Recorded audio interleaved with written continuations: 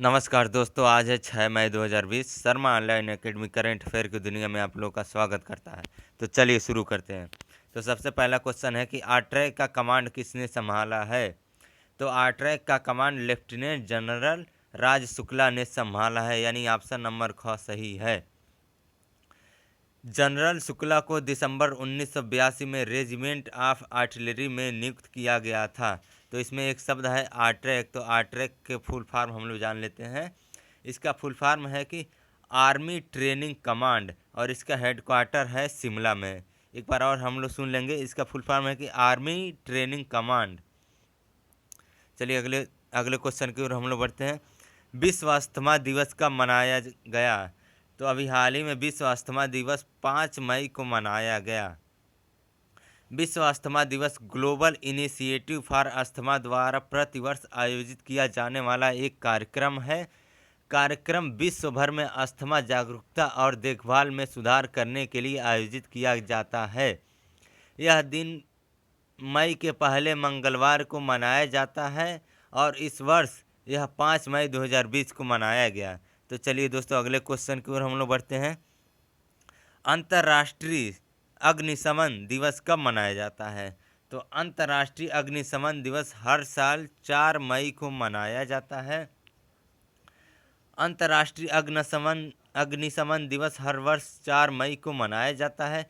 इसका उद्देश्य अग्निशामकों को सम्मानित करना है जो अपनी जान जोखिम में डालकर दूसरों को बचाते हैं। यह 4 मई को मनाया जाता है क्योंकि यह सेंट फ्लोरियन डे भी है। सेंट फ्लोरियन को वास्तविक रोमन बटालियन के पहले कमांडिंग फायर फाइटर्स में से एक कहा जाता है, जिन्होंने कई लोगों की जान बचाई। तो चलिए दोस्तों अगले क्वेश्चन की ओर हम लोग बढ़ते हैं। आई फॉर इंडिया बॉलीवुड से मिलकर किसने शुरू किया है। तो आई फॉर इंडिया एक कैंपेन है, इसे फेसबुक ने शुरू किया है बॉलीवुड से मिलकर। तो फेसबुक ने भारतीय मनोरंजन में कुछ सबसे बड़े नामों के साथ मिलकर एक home to home fund raiser concert I for India आयोजित किया है। फंड रेजर कॉन्सर्ट से होने वाली 100% आय ऑन ग्राउंड राहत प्रयासों का समर्थन करने के लिए गिव इंडिया द्वारा प्रबंधित कोविड रिस्पांस फंड में जाएगी। गिव इंडिया 23 राज्यों में पहुंच के साथ भारत का सबसे बड़ा मंच है। तो चलिए दोस्तों अगले क्वेश्चन की ओर हम लोग बढ़ते हैं। कोविड कथा का शुभारंभ किसने किया है। तो कोविड कथा का शुभारंभ हमारे केंद्रीय स्वास्थ्य मंत्री डॉक्टर हर्षवर्धन ने किया है, यानी कि इसका ऑप्शन नंबर क सही है। केंद्रीय स्वास्थ्य मंत्री डॉक्टर हर्षवर्धन ने 3 मई 2020 को कोविड-19 रोग पर एक मल्टीमीडिया गाइड कोविड कथा का शुभारंभ किया। कोविड कथा एक दिलचस्प और इंटरैक्टिव मोड में जनता को वैश्विक संकट पर समेकित और प्रामाणिक जानकारी प्रदान करती है। गाइड को 50वें विज्ञान और प्रौद्योगिकी विभाग स्थापना दिवस के अवसर पर लॉन्च किया गया था। तो चलिए दोस्तों अगले क्वेश्चन की ओर हम लोग बढ़ते हैं। International day of the midwife कब मनाया जाता है। तो यह हर साल 5 मई को मनाया जाता है, यानी इसका ऑप्शन नंबर क सही है। मिडवाइफ के काम की सराहना करने के लिए हर वर्ष 5 मई को इंटरनेशनल मिडवाइफ डे मनाया जाता है। मिडवाइफ ऐसी महिलाएं होती हैं जिन्हें गर्भवती महिलाओं को जन्म देने में मदद करने का व्यवहारिक ज्ञान होता है। इंटरनेशनल डे ऑफ मिडवाइफ 2020 की विषय वस्तु midwife with women celebrate demonstrate mobilize unite our time is now है। तो चलिए दोस्तों अगले क्वेश्चन की ओर हम लोग बढ़ते हैं। फीना ने फुकुओका वर्ल्ड चैंपियनशिप कब तक स्थगित कर दिया है। तो यह स्थगित 2022 तक हुआ है। जापान में 2021 वर्ल्ड एक्वेटिक्स चैंपियनशिप अब 2022 में आयोजित की जाएगी। यह कार्यक्रम शुरू में जापानी शहर फुकुओका में 2021 की गर्मियों में 16 जुलाई से 1 अगस्त तक के लिए निर्धारित किया गया था। हालांकि मार्च में 2020 टोक्यो ओलंपिक के स्थगित होने से फीना को अपनी खुद की तारीखों पर पुनर्विचार करना पड़ा ताकि कोई टकराव ना हो, और अंततः इस आयोजन को स्थगित कर समायोजन किया गया। तो हम लोग फीना के बारे में हम लोग जान लेते हैं। फीना की यह स्थापना 19 जुलाई 1908 को लंदन यूनाइटेड किंगडम में हुआ था। इसका हेड क्वार्टर लॉसाने स्विट्जरलैंड में है और इसके प्रेसिडेंट जूलियो मैगलोन हैं। तो चलिए दोस्तों अगले क्वेश्चन की ओर हम लोग बढ़ते हैं। आर्कटिका एम उपग्रह किसने लॉन्च किया है? तो अभी हाल ही में आर्कटिका एम उपग्रह रूस ने लॉन्च किया है। रूस 2020 के अंत में आर्कटिक जलवायु की निगरानी के लिए पहला आर्कटिका एम उपग्रह लॉन्च करेगा। उपग्रह विकसित किया जा चुका है और प्रक्षेपण 2020 के लिए योजनाबद्ध है। रूस आया है तो रूस के बारे में हम लोग जान लेते हैं। रूस की राजधानी मॉस्को है। रूस के प्रेसिडेंट व्लादिमीर पुतिन है। रूस की करेंसी रशियन रूबल है। तो चलिए दोस्तों अगले क्वेश्चन की ओर हम लोग बढ़ते हैं। IBRD के नए भारतीय अमेरिकी प्रतिनिधि के रूप में किसे नामित किया गया है?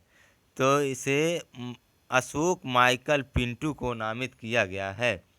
अमेरिकी राष्ट्रपति डोनाल्ड ट्रंप ने भारतीय अमेरिकी अशोक माइकल पिंटो को IBRD यानी कि international bank for reconstruction and development के प्रतिनिधि के रूप में नामित किया गया है।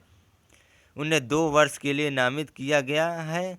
वे एरिक बेटोल का स्थान लेंगे जिन्होंने पद से इस्तीफा दे दिया है। तो IBRD का फुल फॉर्म हम लोग जान लेते हैं। तो IBRD का फुल फॉर्म है international bank for reconstruction and development.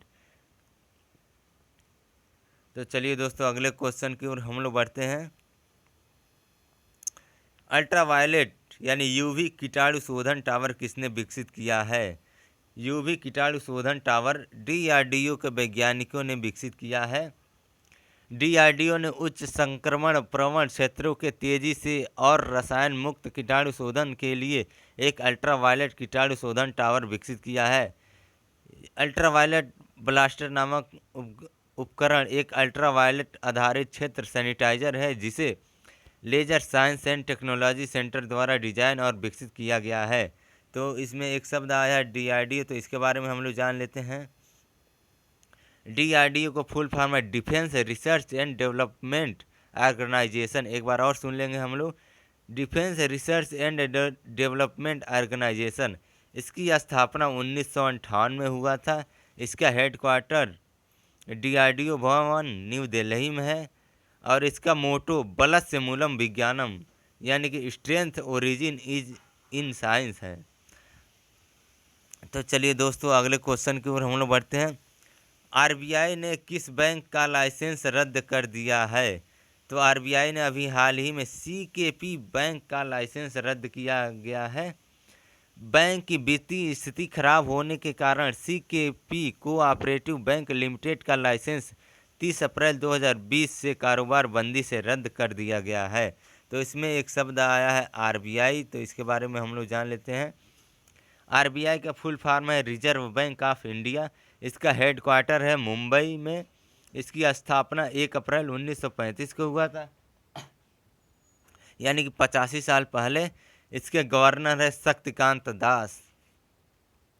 तो चलिए दोस्तों अगले क्वेश्चन की ओर हम लोग बढ़ते हैं। किस प्रदेश ने आरोग्य सेतु ऐप अनिवार्य कर दिया है? तो अभी हाल ही में उत्तर प्रदेश सरकार ने आरोग्य सेतु ऐप अनिवार्य कर दिया है। उत्तर प्रदेश सरकार ने राज्य के हॉट स्पॉट क्षेत्रों में रहने वालों के लिए आरोग्य सेतु ऐप डाउनलोड करना अनिवार्य कर दिया है। तो चलिए दोस्तों हम लोग पिछले क्वेश्चन का आंसर सुन लेते हैं। पिछले वीडियो के क्वेश्चन का आंसर सुन लेते हैं। NTPC के नए निदेशक रमेश बाबू हैं। एक बार और सुन लेंगे हम लोग। NTPC के नए निदेशक रमेश बाबू हैं। तो चलिए दोस्तों आज का क्वेश्चन है आप लोग के लिए कि पहली कोविड-19 टेस्टिंग बस कहाँ लॉन्च हुआ था? एक बार और सुन लेंगे हम लोग। पहले कोविड-19 टेस्टिंग बस कहाँ लॉन्च हुआ है? तो दोस्तों इसका आंसर आप लोग कमेंट बॉक्स में लिख सकते हैं। तो चलिए दोस्तों आज का करंट अफेयर यहीं समाप्त करते हैं। यदि आप लोग को ये अच्छा लगा हो तो इसे लाइक करें, सब्सक्राइब करें और शेयर करें। चलिए तो जय हिंद, जय भारत।